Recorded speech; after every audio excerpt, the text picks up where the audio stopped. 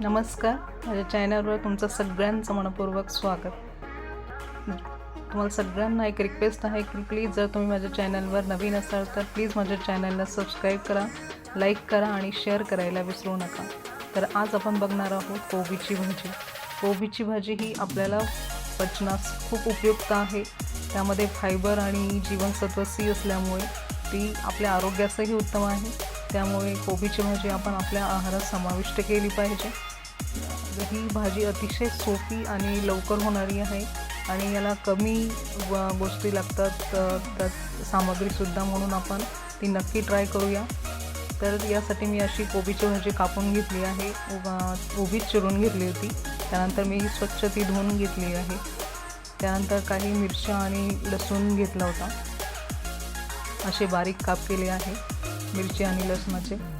त्यानंतर जिरे मोहरी तेलात फोडणी दिली आणि मग मिरची आणि लसूण आपल्याला त्यात टाकायचं आहे.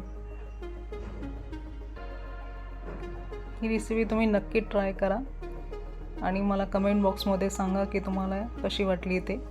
आपण मुलांना टिफिनसाठी द्यायला ही एक चांगली रेसिपी आहे आणि घरीसुद्धा आपण ही ट्राय करू शकतो, आपण डाळ भातासोबत वगैरे.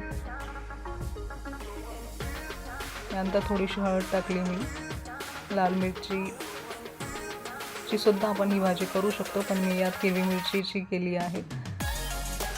यात नंतर चवीनुसार मीठ टाकलं आहे. नंतर भाजी मग चांगल्या प्रकारे मिक्स करून त्यावर कमी गॅसवर आपण हे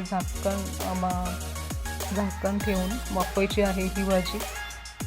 जवळजवळ 20 मिनिटं कमी गॅसवर ही भाजी वाफवून आपण कोबीची भाजी बनवू शकतो.